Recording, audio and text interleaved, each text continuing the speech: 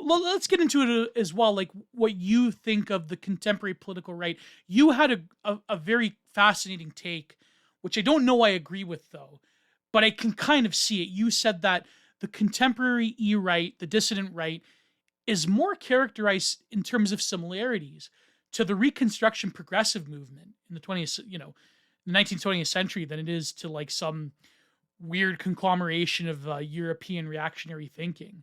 But can you go into that take a bit more? Yeah. Yeah, there's a really good book I read 3 years ago. It's called Illiberal Reformers by Thomas Leonard. It's Hmm. only like 150 pages long, very quick read, very good. I got a lot out of it. Um, and kind of the stuff where they talk, reading the book, it's really funny because you'll like instantly recognize so many tropes that are kind of like in our sphere. Not necessarily the traditional stuff, but, Right. like trying to quantify intelligence, figuring Yes. out which Yes. diets are best for humans. You have this kind of like, people are moving into the cities, becoming, deracinated, losing their kind of cultural, ethnic ties, and, Yes. uniting around a new, racialized identity. Um, but at the same time, it's in a very like progressive sense, and that, they're trying to move society forward. Right. Progressive's kind of a dirty word because a lot of horrible people have used it. Yeah. I Yeah. consider a lot of the so-called progressives the actual reactionaries. And on many, Like, yeah, that's true. Yeah. like the stuff they've done with blacks is, deeply regressive for women's rights, for the quality of the population, for, the ugliness of the population, for the efficiency of the bureaucracy. I mean, and the so-called modern progressives just kind of ignore that.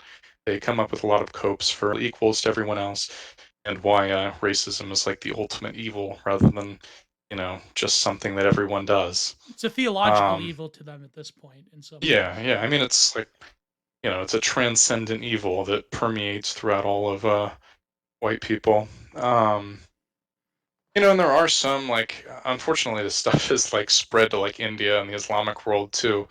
So you have like Arabs who are condemning their ancestors for being racist to blacks, and you have like the woke people in India that they have their own like subaltern thing going on. In Yeah. India, it Yeah. drags them with caste, and it's very complicated. But Oh, they do yes. take some of the framing of the woke stuff. In some ways, I think even the westernized Indians, they can easily graft, I think, the intersections of class and racial based critical theories onto their caste system, which I know that's happening right now. Of course, they have to compete with the Hindu nationalists who don't have any tolerance for that sort of nonsense, but it certainly is there, right? Yeah. Well, I think for the Indians, I mean, they basically had their own like indigenous version of wokeism with Yeah. a guy called Abdemakar, um, who like totally hated Hinduism and like despised it more than anything. And Yeah. he was low. I think he was a Levite himself, and um, like hugely influential figure in India. Like his books are still read today. Like really, really intelligent guy. Um, but he kind of came up. I mean, they basically had wokeism before we did because of Wow. Fascinating. um. So I mean, I would need to read a lot more to kind of understand that whole worldview, but I think that's one of the reasons they kind of fall into it so easily in the West is because Mm. they already have it in India and have had it longer than we have. Yeah, and I wonder what their opinion of the British is. I guess they would view them as colonizers and evil white people, or maybe because they hate Hinduism so much, and maybe they'll look at the British as a liberalizing I mean, force. there's so many different views; it's Yeah. impossible to summarize them. And even if we talked all day, there's some.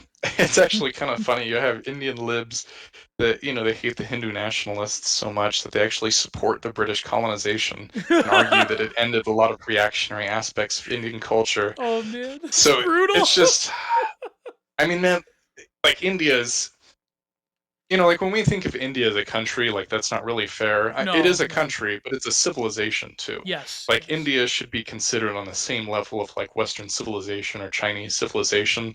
You'd have to read, hundreds of books, talk to thousands of people, to get like a good sense for it. And I hope to reach that level someday, maybe in like 20 years, but I'm definitely not at it right now.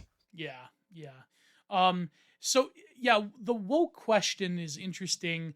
Um, when it comes to, I guess, the current makeup of the political right, there seems to be like almost like a neo-fusionism between, various strands of futurism, people who are like, I guess, in someone like you who retains more of the like studies in human biodiversity and stuff of that nature.